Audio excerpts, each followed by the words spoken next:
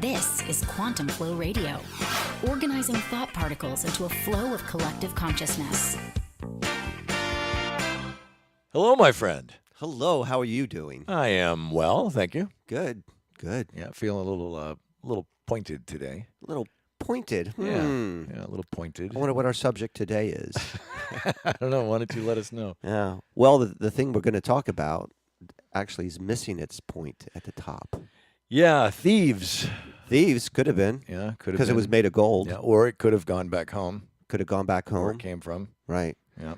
But we're going to talk about pyramids and specifically the Great Pyramid of Giza. Yes. In Egypt. Yes. Beautiful, beautiful, beautiful. Yes.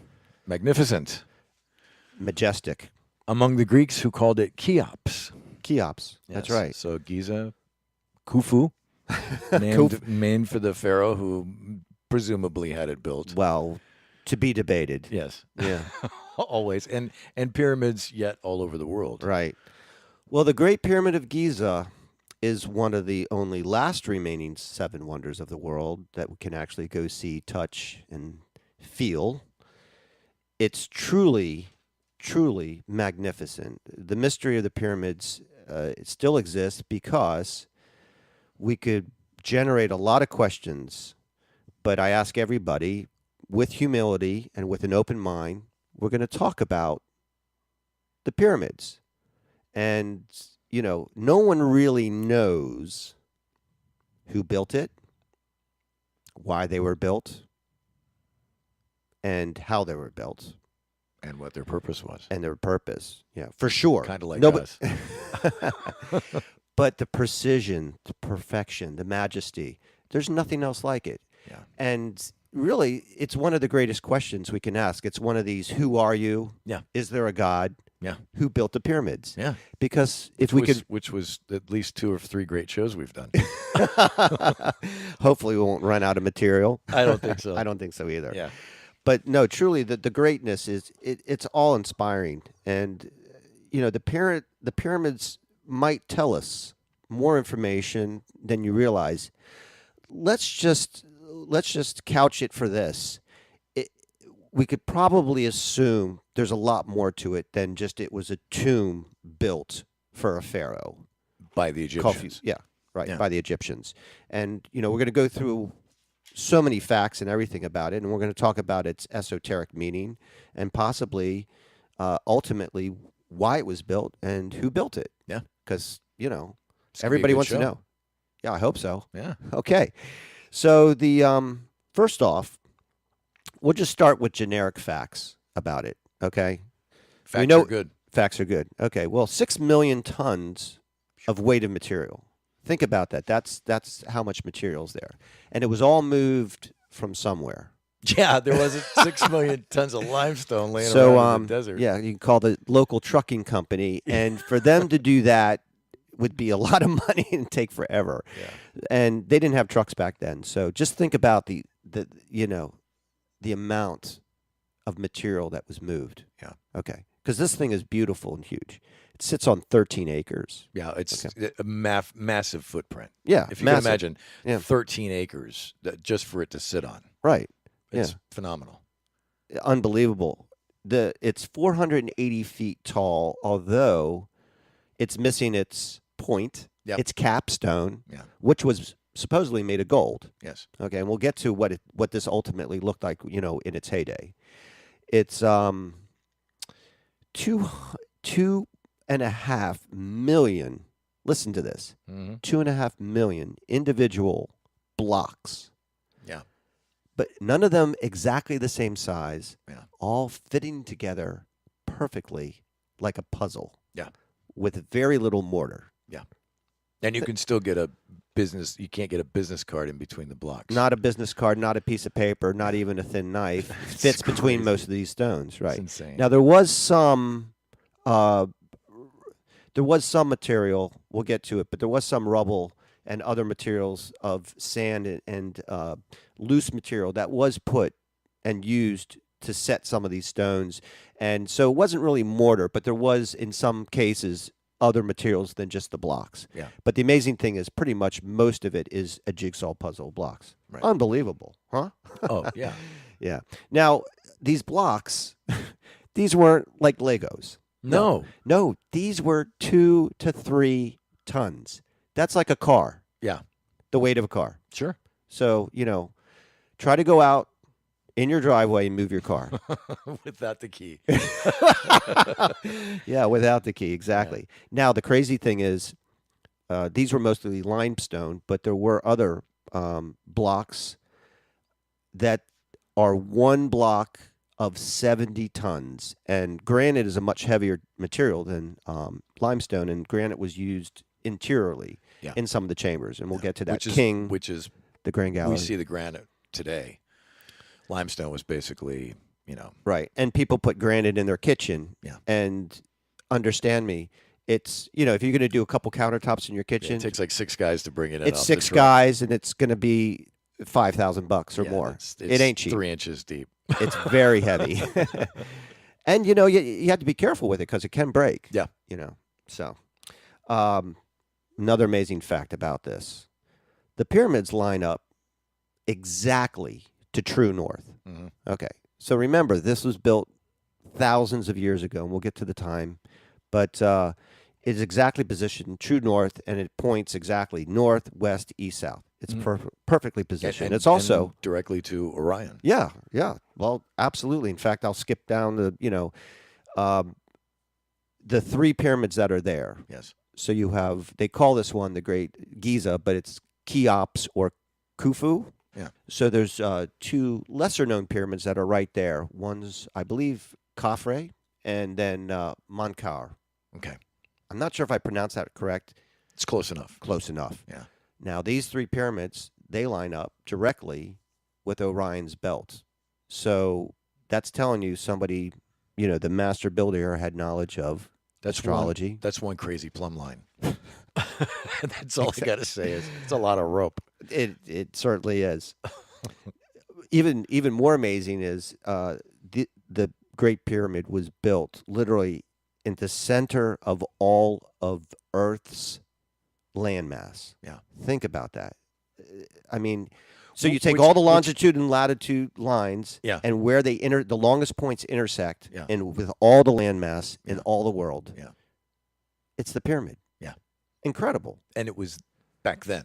Back then, yeah. And we don't know, I don't know if people subscribe to Gondwana land, that all the land mass was one, and that it's spread apart. But you can see how, like, Africa and South America kind of fit together. Yeah. And you can actually put all the continent, puzzle. all the countries and continents together. Yeah, it's like a puzzle, but it's spread apart. Yeah. Some pieces. How did that happen? Yeah, well, I didn't do it. Oh, you didn't do it. No, Okay. I've been blamed for a lot of things, but no, I didn't do that. Clean up your room.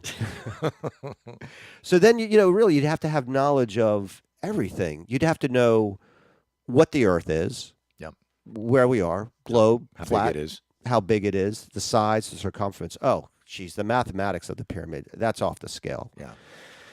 That we'll drill down into that too. But moving down the list here, it would probably be, well, we assume, well, we don't know who built it, but it's told in many history books, and it's taught that slaves built the pyramid. Egyptian slaves. Yeah, that's what they've told us. That's what they've told us. Yeah.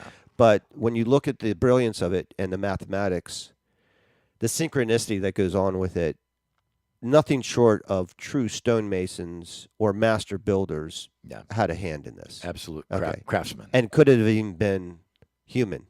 No.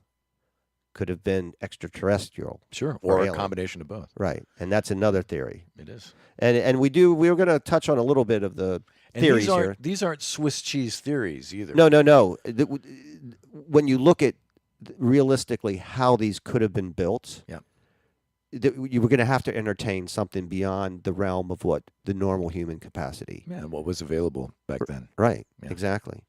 So, and then we talked about the connection and the correlation to the stars up in the sky, Orion's belt, how the points of these exactly line up.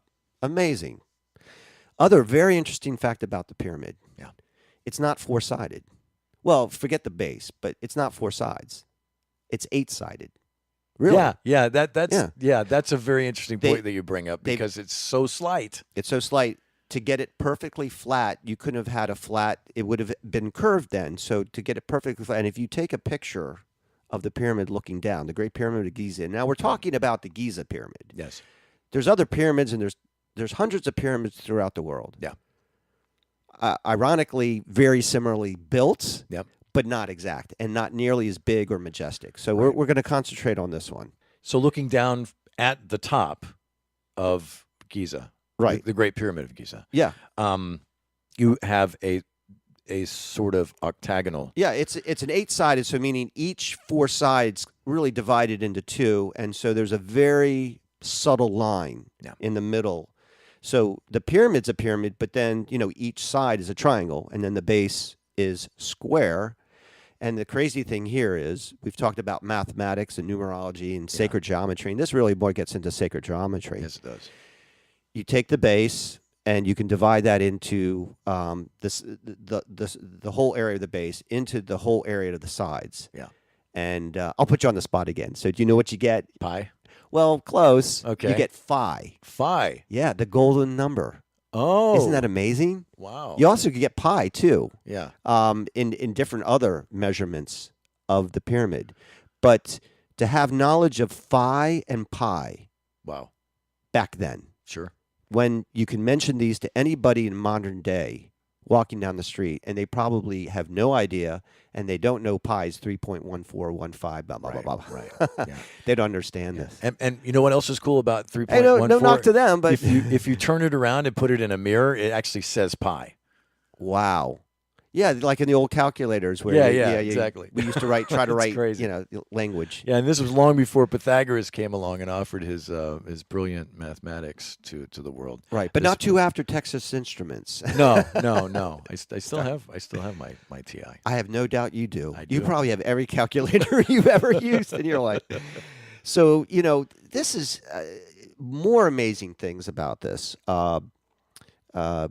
No mortar, again, in that it was mostly gypsum and some type of rubble that was used, again, sparingly used, but we don't want to give the impression that this was completely just all.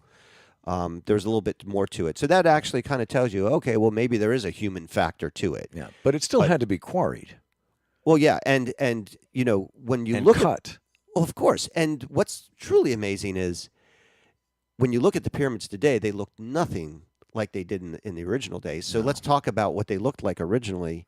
Oh, wow. They must have been just phenomenal. Well, it was. And this is what was written as from extracted from whatever writings we can. So the pyramid was cased in casing stones, which was smooth, polished limestone, white. Yes. And casing stones are it's the outer layer. If you look at the pyramid now, you see there's like a superstructure underneath. Yeah. That's not what you saw back in the day. It used to look like a white jewel. Yes. And would reflect sun and obviously moonlight like nothing else, where you could see it from God knows all over the world. Possibly. And beyond. Certainly from many, many hundreds of miles away, you could see this thing. Yeah. But it was it shimmered like a jewel. And the capstone was gold. Yeah. So imagine how beautiful. I mean, there's nothing like it. Truly a seventh wonder of the world. Yeah. And needing, obviously, for other reasons, which we'll get into, but needing to be seen from space. That could be. If there was an extraterrestrial element to it, definitely. Yeah. So, there's more there than just the pyramid. We discussed the other 2 pyramids, but there's also a Sphinx. Yes. Okay? Yeah. This is quite a work in itself. It's huge. Massive. And what's unusual about it is the face. Yeah. Now, some have theorized that perhaps the face has changed. Yeah. Many times. Many times. It could have been, when you look at the Sphinx, it's basically a lion. Yeah. Or a really big Shih Tzu. Yeah. And the thing about it is, closer to the Shih Tzu, is that the face is out of proportion. It's smaller. With the body. Exactly. Which is uncustomarily of uncustomary of that type of architecture. So what was there before? Was it a lion's head? I doubt it was a big Shih Tzu dog. No. But I say that half jokingly, but the Shih Tzu dog is called a lion dog. Yeah. Yeah. So and then when you look at the lower part of the Sphinx, you see water lines. Yes. So this gives us evidence that there was water there at one time and possibly a huge flood. Yeah. Does that recall anything from the Bible? Yeah, maybe? yeah, exactly. Or that the Nile The was, Nile. Found its way Overflow. through there. Yeah. And in fact, maybe the Nile was closer to this. That would give maybe more credence to maybe bringing materials through the Nile on boat. Yeah. If that was even, So you get it there and you get it off the boat. Hey, guys, now just bring it another couple 100 yards over here. Oh, gosh. Yep. Can you imagine? Push a little more. Yeah. Okay, So- that's it. So what's interesting here is very little known fact. There's tunnels, many Yes. caverns Yep. that go under the Sphinx.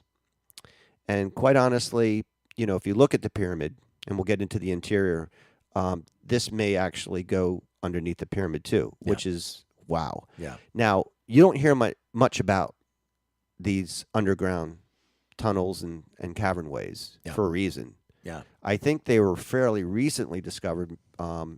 Certainly this, I'm not sure if it was since 2000, but it might have been 1990 where they really started uncovering this stuff. But it hasn't been a long time. No, it hasn't. No. Given history. Well, given history, it's like a blip. Yeah.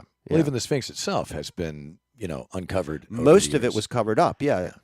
And there's also, when you talked about the head, maybe the head was recarved, but it was recarved to a point where there were still master craftsmen that had sized it down. Yeah. And then there's also talk that the Germans, when they actually entered Egypt during the war, that they came and they shot bullets and stuff at the nose of the Sphinx. Yeah. Obviously, I don't want to hear anything like that because that's just horrible to hear that somebody would even want to literally deface the most incredible thing in the world. Yeah. Okay, well, that's besides the point.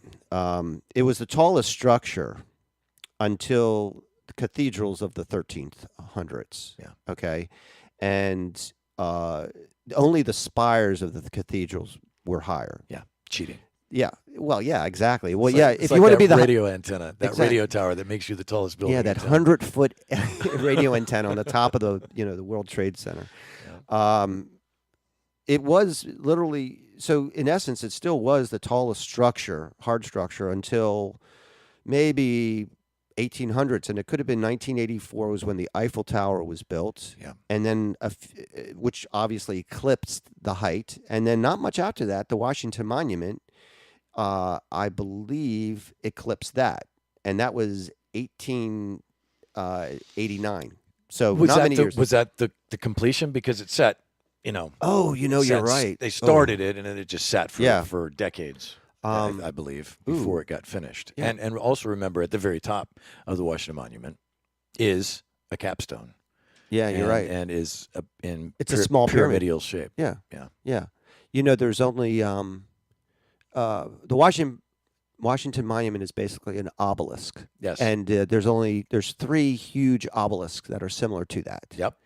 So one's in Washington, Yes. Another in London. one is in the financial district in London, And the third one I think actually came originally from Egypt, ooh, from the graveyard, the boneyard, right, and was brought to the center of the Vatican City. Vatican. Yeah, and I should tell you something. Yeah, and they altered it and put a cross on top, and some more graphics and things like that. Yeah. but it's an original, true. Always trying to Egyptian- trademark stuff. Yeah, exactly. It is a true Egyptian obelisk that was brought there. Wow. Yeah. You see, I didn't know that.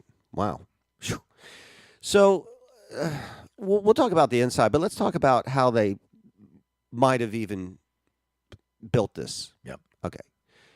So there's a guy named Eric von Daniken. Yes. He wrote a book in the 70s, Chariots of the Gods. Yep. He gets into this idea that the fact that the Egyptians built Yeah. the pyramid. Now, I don't know what was available. Copper tools were available. Yeah. They didn't really have wheels. So a lot of people suspect they were rolling stuff on a log. Yeah.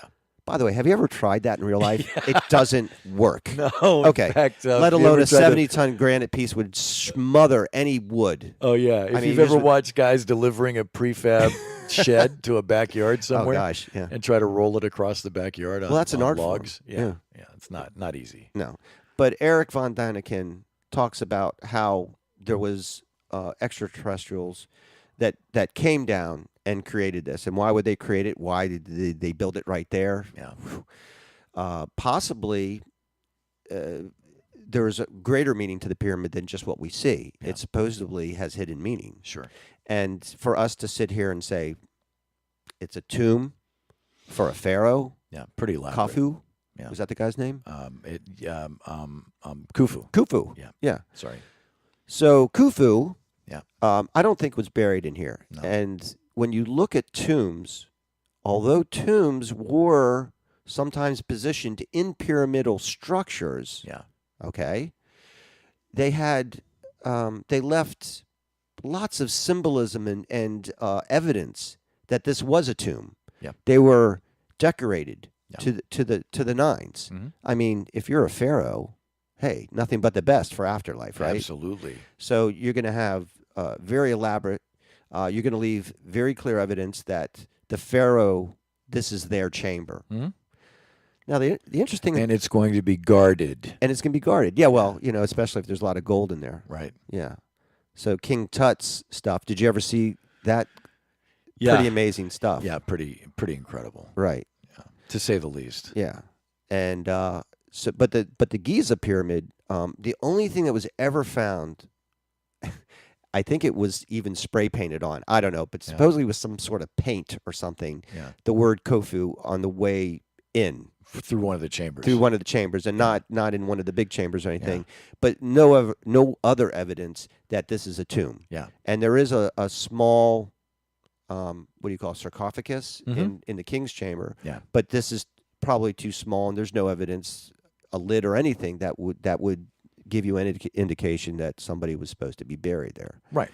We'll get to the maybe what we think what it was built for. Yeah. But moving on to how it was built. So slaves, Yes. you need a lot of them. How many do you think Yeah. you need? Oh God. Several million. Yeah. I Where would do you imagine. put all these people? Yeah. And how do you feed them? How do you feed them? How do you get them water? Medical care. Yep. I Exactly. can't imagine, it being a very easy job. Okay, hey Jim, get up on that scaffold and hold that 2-ton rock, Right. and raise it another couple inches. Yep. While you're trying to balance yourself on something rickety that we just built out of timber from that. By the way, there's no trees around here, so they had to No. bring all that stuff in. Yeah. So if this was done by slaves Yep. or locals, Yeah. how did they do it? And they talk about ramps. Sure. Ramps. Ramps. You know how big the ramp would be to build that thing? Massive. As big or bigger and more material than the pyramid And the itself. pyramid itself. Sure. Does that make sense? Because you'd have to keep adding on to the ramp. It would have to go higher and higher. It would have to and hire and hire. It would have to Yeah. change. Yeah, and you start, and these guys. Can you imagine like being the foreman and Yeah. saying, hey Peter, okay, that's the first block. We've got 599,000 more to go. Yeah. Chop chop. Right. And that brings us to, if this really was done, and let's say it was done by human hands, Mhm. and say we had the way of doing it, whether it's lost technology or whatever. Realistically, for every stone to be cut, brought there, and then positioned and laid, let's say a stone would have to be laid every 5 minutes for 20 years, day and night. Yeah.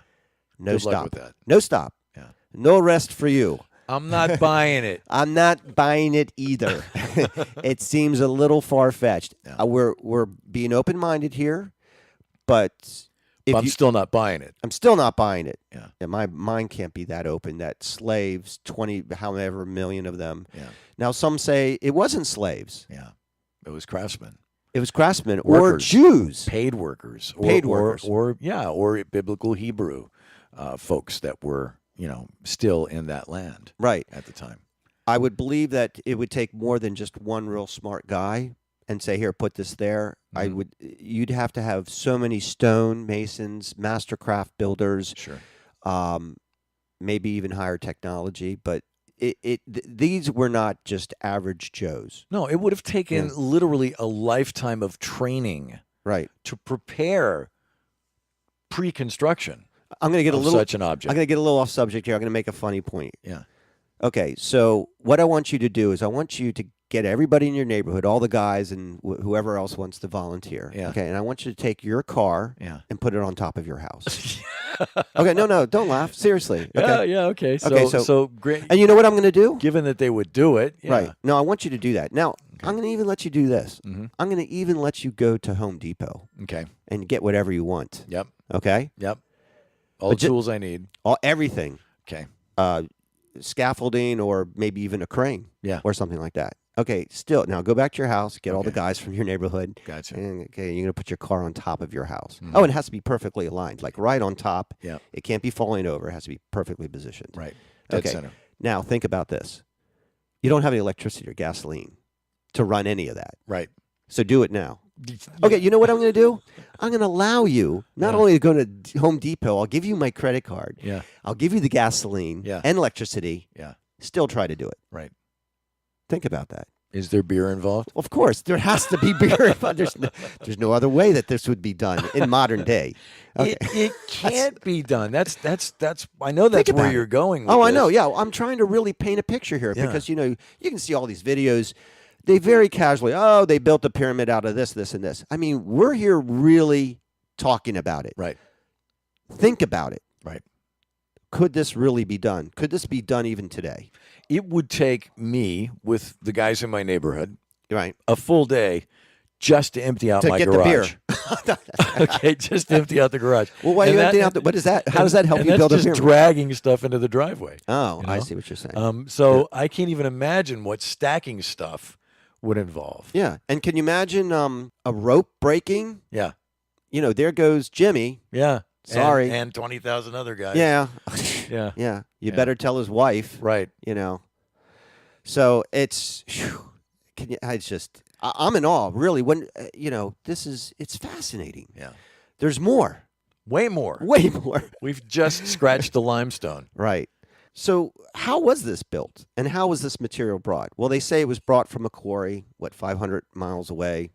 Yeah. We don't even We need- don't know. We weren't there, and it was a long time ago. Yeah, but well, that's what they Yeah. say. Well, the whoever they granite are. inside, they've indicated that it came from a quarry and that it's possibly 500 miles away. That Yeah, was the it's- closest it's area that dateable. It's they dateable. Can, they can find it. Yeah. The fact that it would seem that there's definitely technology or something beyond what we could do. Yeah. Because if there's no evidence of ramps, there's no evidence of all these slaves working there, there would have been something. Where did they live during this time? Yeah. So. I saw an article years ago. Mhm. Sorry to jump in on you. No, but no, this please. just- I've this been talking adds to enough. it. We've talked about the manpower. We've talked about the tools, but we haven't talked about the cost to do such a thing. And years ago, I watched this special. They went and they spoke to architects all over the world, some Right. of the best. And most of them said, we could not build it today. Right. Not even with our own technology, with our own tools, it couldn't be done. But even if it could be done, they estimated that it would cost somewhere around $5 billion to build this. Only $5 billion? Yeah, that was in cheap. 2012. Yeah, That's only a small portion of the American deficit. So.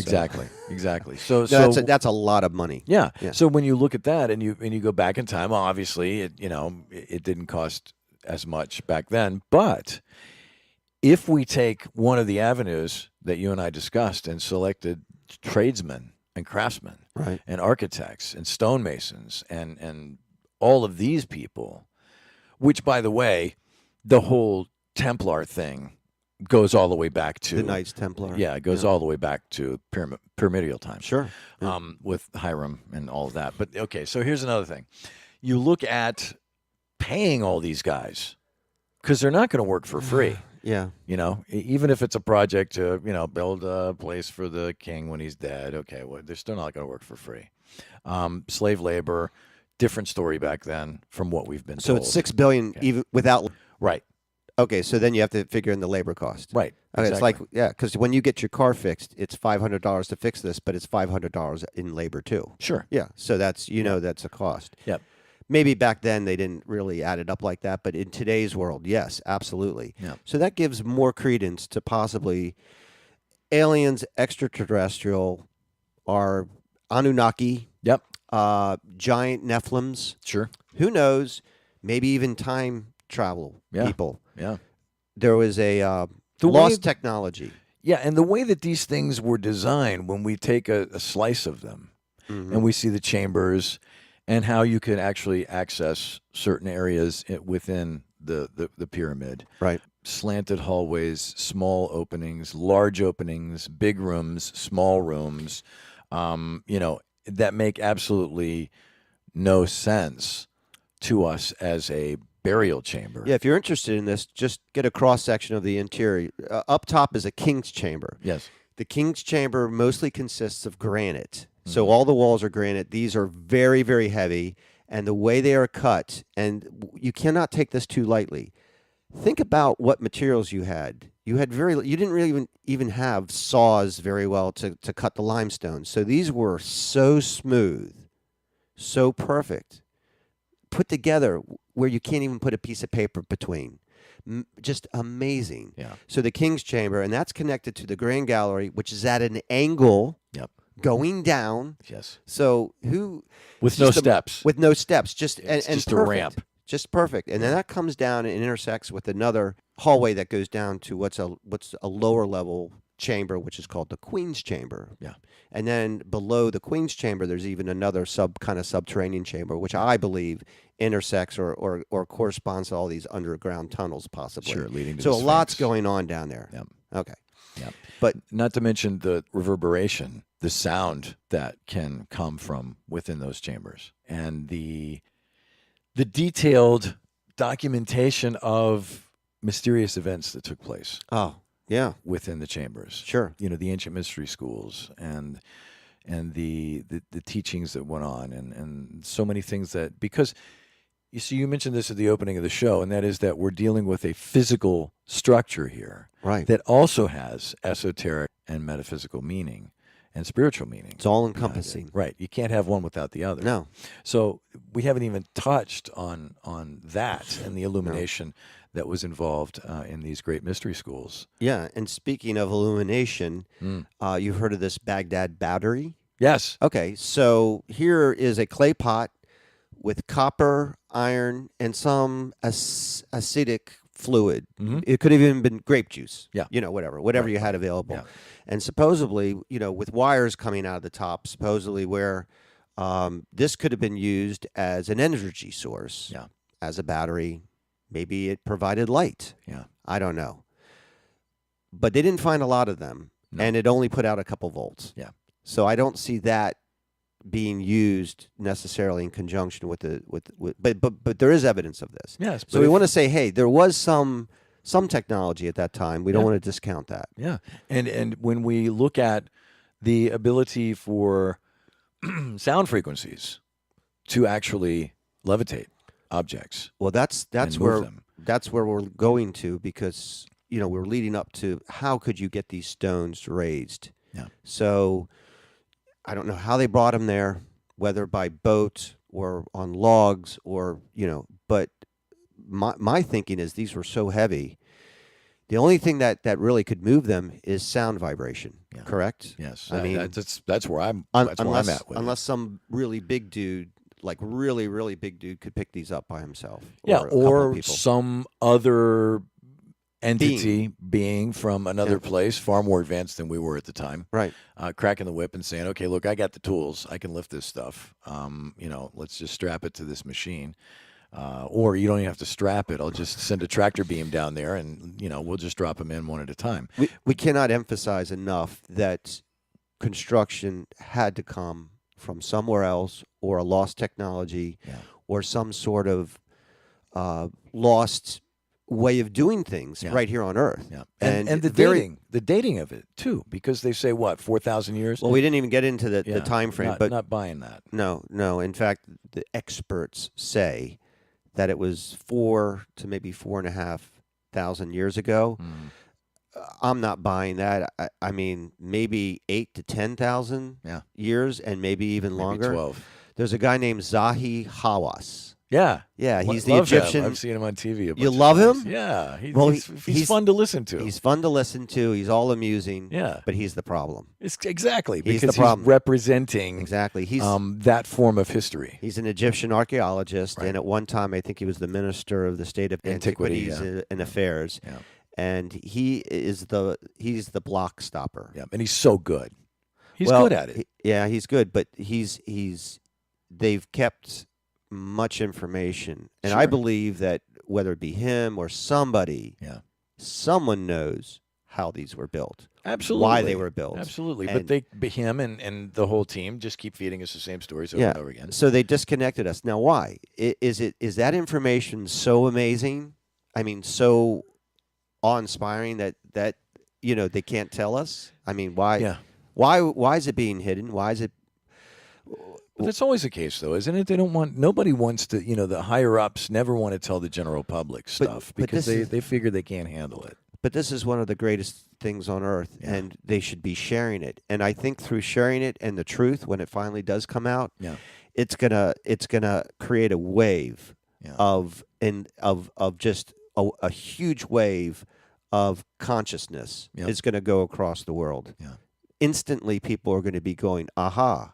I'm waking up." And They're perhaps seeing that truth. perhaps that was the initial intent. It was built for more than just a reason of just building something there. Mm-hmm. And some people think it was a factory or a machine of sorts, possibly that could generate energy. Yeah. Because there are shafts that come in from the side, air shafts, Right. and there is an entrance. And Another interesting many fact is multiple entrances that are not accessible right there's now. still undiscovered areas probably within there. Yeah. And it was just recently, not too long ago, that they said, well, there's this void right next to the king's chamber. Yeah. So they're suspecting there's another room or something, but this is not the type of building that you just necessarily just, okay, let's get the sledgehammer. Yeah. You got to be careful what you're doing. Yeah. And so they do sound frequencies and trying to see if there's any other ultrasound. Yeah, all this kind of technology is being used on it nowadays. But this guy Zahi Hawass is blocking. They don't let just anybody go and perform experiments. No, you're not even allowed to walk upon the surface. Not anymore. Yeah. You used to be, and they used to have buses in the 50s. They would have they'd have buses, tour buses, come up, and they'd let you off right there. But there was so much tour buses that the soot from the buses was affecting the pyramids, so they stopped that. So now you got to walk, which is fine. Yeah. But and then if that's not enough, I'll throw you a little curveball here. If that's not enough, all of that, look at your dollar bill. Yeah. What's on it? What's on the back of the dollar bill? Exactly. A pyramid. Yep. Why? Yep. With the capstone lifted. With the capstone separated? Yeah. Okay. This is a whole other discussion. We're not going to go there, but we will. But we want you to be cognizant that there's a pyramid on the American dollar bill. Yeah. It's been put there for a reason. Yes. It's all part of this mystery. Yep. And boy, is it a mystery. It's huge. And we'll tell you why the pyramid's on the back of the dollar bill and who put it there, probably in a different episode. Maybe we'll talk about money or something. But there's so much more here. Yeah. Because we talked about how the pyramids, like, the positioning. Yep. So this gets into, like, the ley lines, right? Absolutely. Yeah. So the thinking is that this pyramid was built at the pinnacle of an energy point here on Earth. And, again, we're going to be completely open-minded. But the Earth, whether it be globe or flat, it doesn't matter, or even some hybrid version of that. Yeah. Neil deGrasse Tyson, or whatever the guy's name is, says it's pear-shaped. Yeah. Well, I think his body's pear-shaped. So we'll see what happens in the future when the truth really does come out. Hopefully it's within our lifetime, because I truly believe that the technology's catching up. Yeah. But these ley lines are of interest because not only the pyramids, right? Right. But a lot of really cool places are along energy lines. Sure. So, And of course, Great Pyramid being on a ley line. sure. And these ley lines, just for folks who need some familiarity with what they are, there are, you see, all over the Earth there are electromagnetic fields, including the most important, which is the Schumann resonance. Okay. We talked about that with the music. Yeah, exactly. So these ley lines, LEY, okay, they lead to what is known as the planetary grid, which is light and energy, a sort of a matrix of light and energy that creates, envelops, and maintains planet Earth. Right. And this frequency, for example, the Schumann resonance, is in many ways can be seen as our umbilical cord to the Earth, providing life-giving energy Right. at its frequency for all of us. In fact, it's been tested, many years ago that if people are removed from that frequency, they begin to get ill. And then sicker and sicker and sicker. So the energies actually could be part of the healing thing too. Yeah. It's all encompassing. Exactly. So because everything in existence has energies, okay, but there are different energies. There's physical energies. There's electrical fields, okay. There are living energies like the auras that surround our bodies, okay, and there are some earth-based energies, which are the ley lines themselves. And we also have spiritual energies, which some people are able to see and some people cannot see. So is there a connection between all of this stuff? And if you've seen, the Da Vinci Code and Angels and Demons and these films, the ley lines and the rose lines play an integral part in what's going on, because chapels were built along these lines. Rennes-le-Chateau was built along these lines. These were very important. And this grid of energies that circle the globe, the globe. Okay, sorry, but that's just the easiest way to put it. Yeah. Turn up with important sites like Stonehenge, Sure. the pyramids, the Great Wall of China. Really? Yeah. Yeah. And these people knew what these beams of energy that crisscrossed our landscape were there for. Right. And they are affected by the pull of the sun and the moon and gravitational forces, okay? And nature and intensity, the earth energies change. And there's a different thing that takes place depending on what's taking place with the earth, because the earth is constantly changing. Right. It's in flux. Everything's in flux. And so we have earthquakes, we have storms, all of these energies are all linked together in many, many ways. The ley lines, by the way, is spelled Ley lines. The most interesting ley line is, I believe, the one that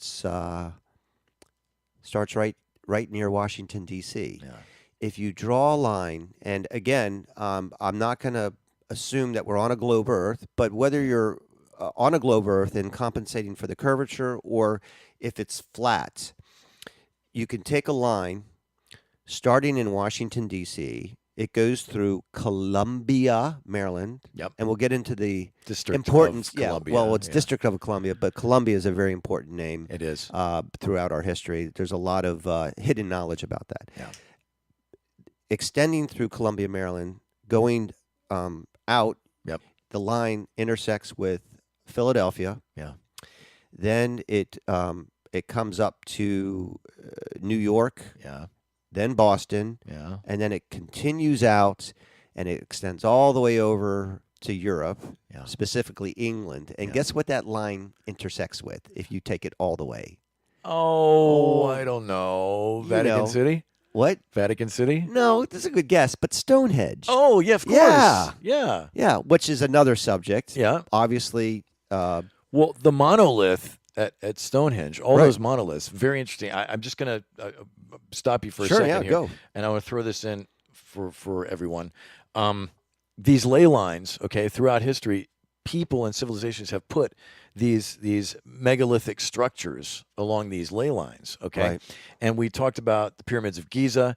You, of course, just led us to Stonehenge, but also Notre Dame, Solomon's Temple, the Parthenon in Greece, The Oracle of Delphi, Rennes-le-Château. By the way, Ziggurat, that's where they say the Ark of the Covenant yes, is beneath. beneath. Yep, Yeah. exactly. The Ziggurat, the Vatican, Mm. the capital in D.C., Right. okay, Mecca, Yes. Hagia Sophia in Turkey, the Aztec pyramids, the Bermuda Triangle, the Coral Castle, Tesla's lab Oh in my Shoreham, New York, including all nuclear power plants, military bases, and stadiums, apparently to harness the energy found along the ley lines. And I don't even think in today's consciousness that people are even aware of it. They just know that this is an energy center, and they're just placing things there because it makes sense. So I don't even believe.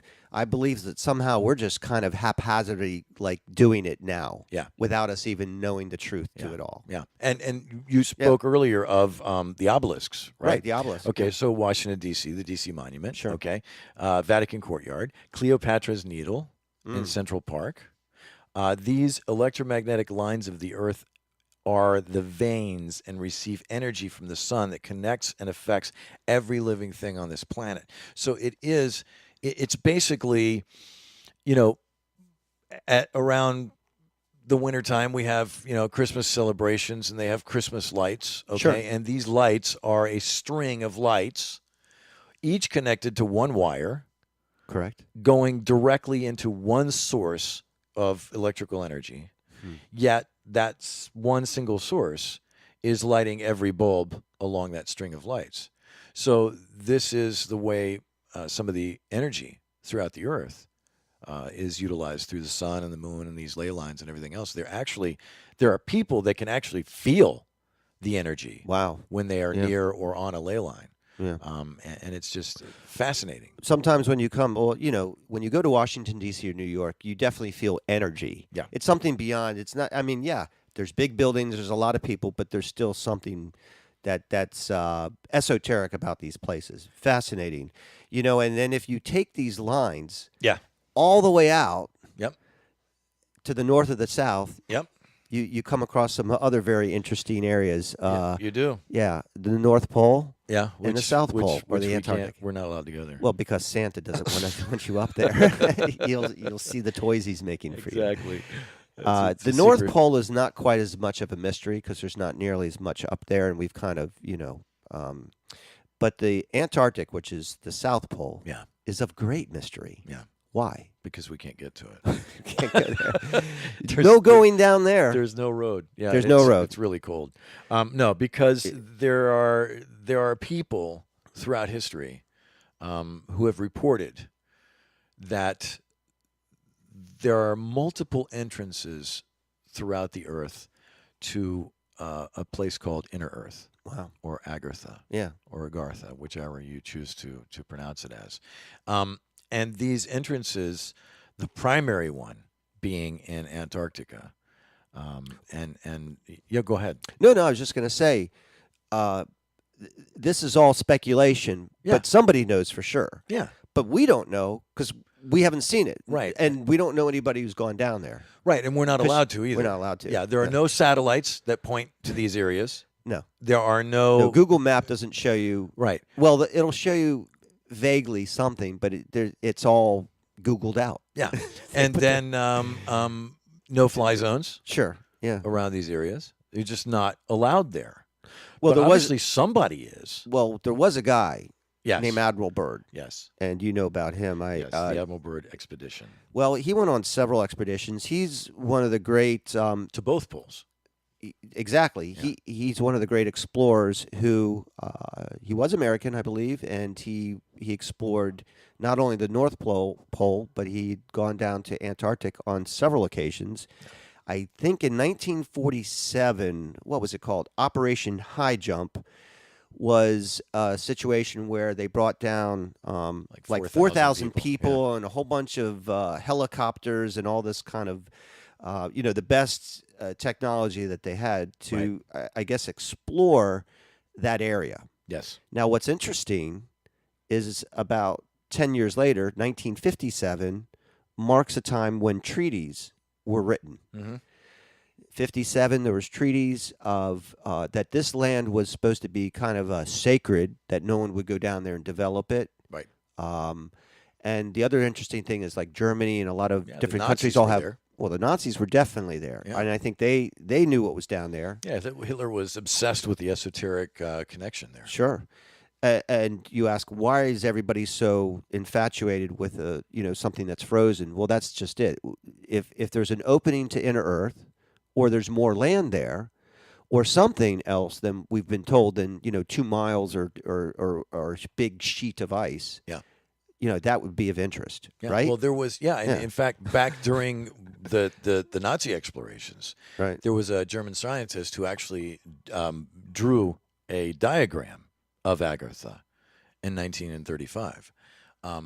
So, there was He had to base that off something. Right. That's right, what you're saying. Right, Yeah, exactly. Yeah. It had to be something. And Admiral Byrd, for example, said that he came upon, and this was his flight to the North Pole, okay, when he hit the entrance there. He says in his diary, he came upon a warm, lush climate with mammoth-like creatures and an ancient human race that had been residing inside the Earth. Okay. Now these people, some believe are left over from Lemuria and Atlantis, and when the cataclysms took place in those great civilizations, people headed within. Now, Admiral literally. Admiral Byrd. It sounds like Admiral Byrd might have been tripping. Like woo. Yeah. But he did go on a television show. I think it was Longines. I can't remember what it was called. The Chromoscope. It was a show where he was interviewed. Yeah. And as plain as day, he sat there and looked straight in the camera and says, "There's land that has not been discovered on the Earth. Yeah. And maybe an area as big as the United States, lush in resources. Yeah. Beautiful. Imagine if that was true. Now, I'm not gonna say he was nuts, and I'm not gonna believe him either. Yeah. Because there really hasn't been much supplemental information to back this up. Yeah.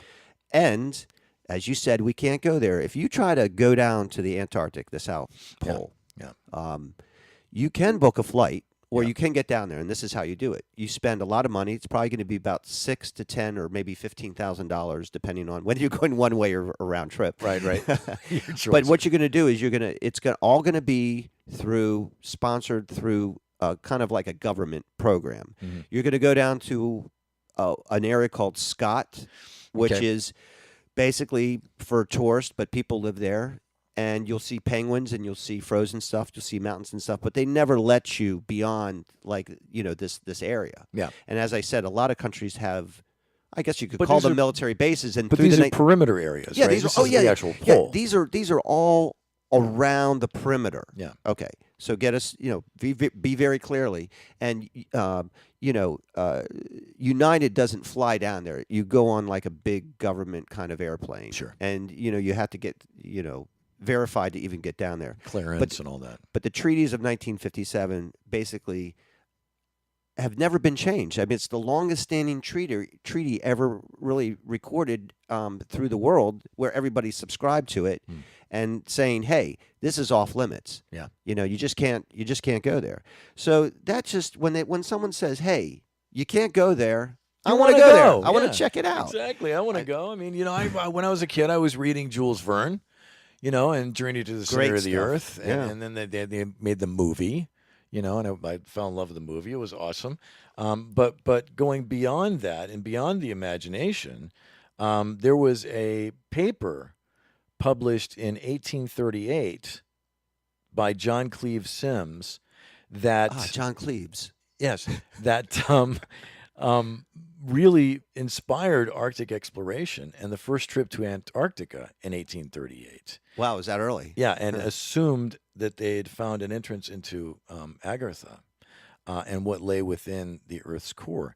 This was a full century before Admiral Byrd. Right. So, these places have been spoken of for a very long time. And what I find And fascinating... have been hidden for a long time, too. Yeah, exactly. I find fascinating that these areas are under such immense secrecy. What do you think's in inner Earth? I mean, Well, there are... you think there's extraterrestrials there, inner there Earth are people? There are people throughout civilizations throughout many, many, many, many years that have named this inner Earth places like names like the Forbidden Land, or the Land of White Waters, the Land of Radiant Spirits, the Land of the Living Gods. Okay, there are those who believe this land is where the spiritual leaders of humanity actually reside and are able to communicate telepathically with not only other worlds but other realms. This is really interesting. A biography of Olaf Jansen claims that he actually lived among the inhabitants in Agartha for 2 years. He says that they were 12 feet tall. The cities were lit by a smoky inner sun that never went away. It was daytime always. Wow. He spoke of the capital city having been the Garden of Eden, and that the inner Earth is always lit under the daylight of the sun, no nighttime. But there's still plants and animals and oceans, and it's a whole world. Absolutely. Yep, and he says that the inhabitants are said to have scientific knowledge and expertise far beyond any of us here on the surface of the planet. Okay, they have lost technologies from Atlantis and Lemuria. They call themselves the perfected ones, or the shining ones. These are the watchers, the immortals, the monitors.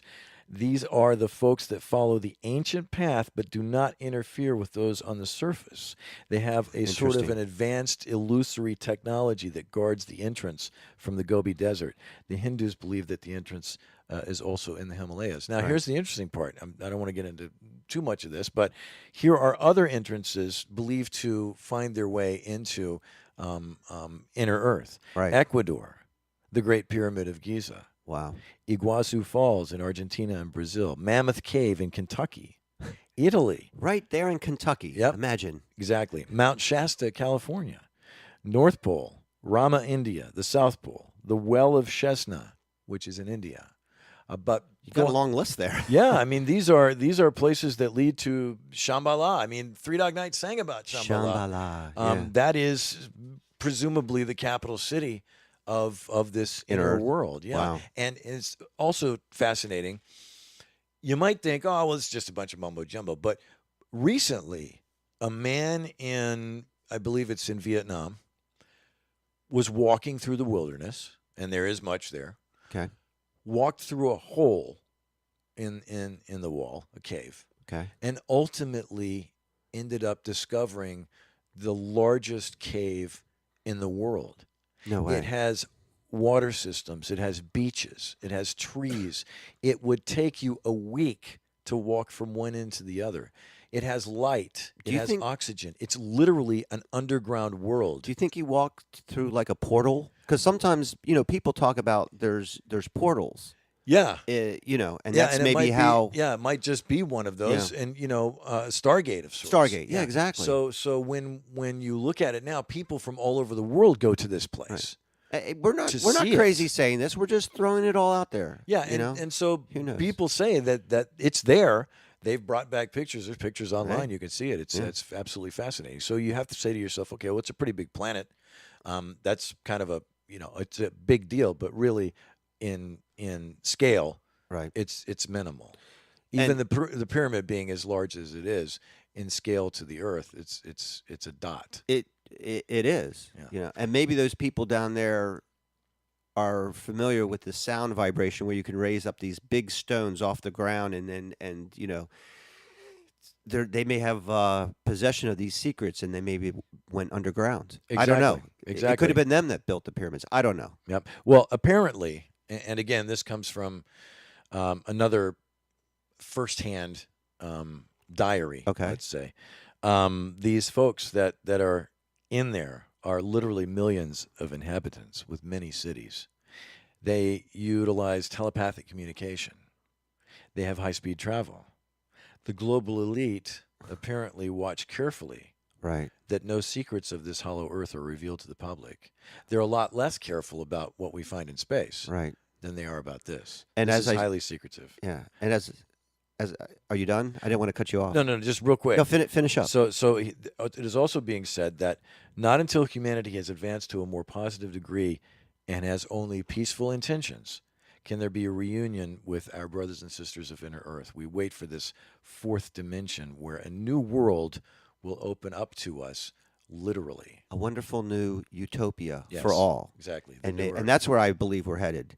and all these wonderful things will be. I truly believe. I think people be sitting on their couch going, "No way! Right. Oh my!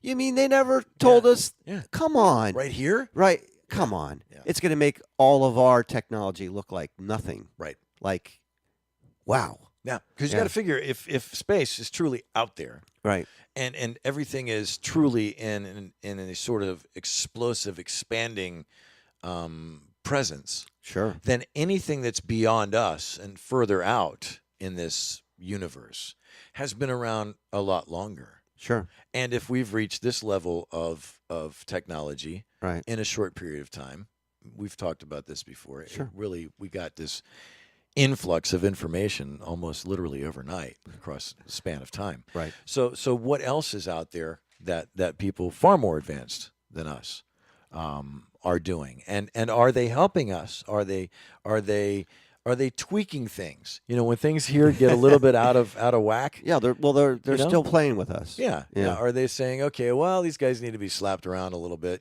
so they'll come in and just kind of rock the boat a little bit and straighten things out. Call them avatars, you could call them, extraterrestrials, you can call them, anything. Yeah. Aliens, whatever it is, something out there, and there must be something out there. I think we probably opened up more questions than we answered today. Yeah.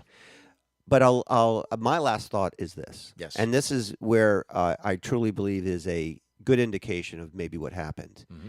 Around 1303 AD, there was a massive earthquake that affected the Giza pyramid. Okay. Okay, I'm going to go back to the pyramid a little bit here. And it shook some of the casing stones off. Okay. So what happened after that? Egyptians went over to the pyramid and literally took off these beautiful casing stones. Mm-hmm. And they literally defaced the pyramid. Yeah. They took these stones with a lot of work and took them into Cairo, and they built a lot of the mosques and houses and mansions and some of the older historical buildings from these casing stones. Wow. Okay, so now, this is not a long story, but here's the point. Sure. If Egyptians are so proud of the pyramid that their ancestors actually built this marvel, right? Mm-hmm. Why would they go and deface it? They would be restoring it. Right, they would be restoring it. Yeah. But they made it worse. Yeah. So the point is, if they were able to thousands of years ago figure out where to get the stone to make the pyramid, why didn't they figure out how to get the stone to make Cairo? Yeah. Why would you deface something right there that you knew that your ancestors built? So I asked this question. I put this out there in a That's very a great question. It is a very good question. Yeah. I've thought about this long and hard, and I think that's one of the best questions I could ask, because if there was knowledge of a truly greatness that built that, it would have never been touched. Yeah. They would have kept it in awe, whether they built it or not. But even more so if they built it. Hey, your grandfather worked on that. What are you doing? Right. It would be like the Greeks Put it back. pulling the Parthenon down off the top of the hill. You just don't do these things. So the thing is that so I put that out there, and we're no further along the road knowing for sure about any of this. Yeah. But it is one of the greatest questions and one of the greatest mysteries. And I hope, as we continue, I think things are coming at a more faster clip where we're learning more and more about what's going on. And, this hidden chamber, they're going to find what's going on in there, and who knows? Yeah.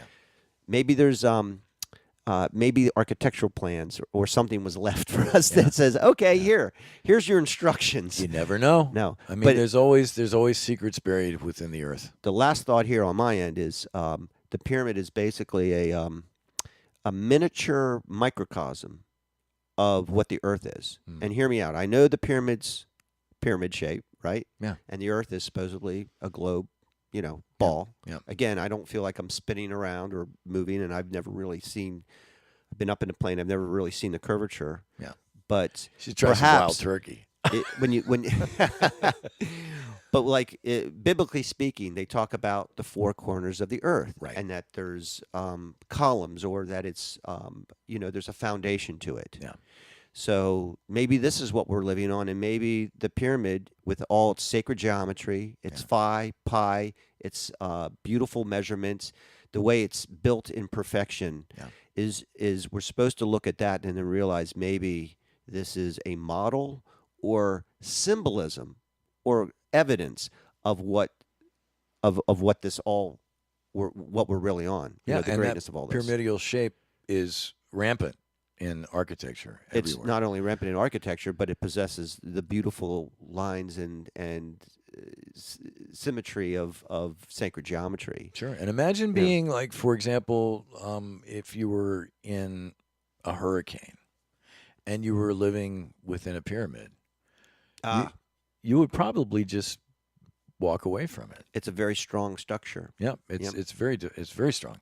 And you know, when we look at the intent that the ancients had, there has to be, you know, because universal law is cause and effect. So there has to be more information somewhere. We have just yet to find it. But we'll keep looking.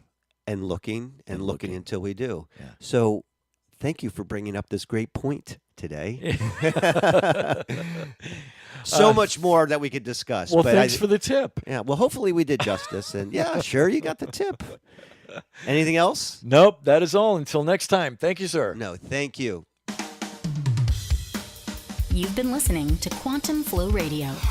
Email us online at quantumflowradio@gmail.com.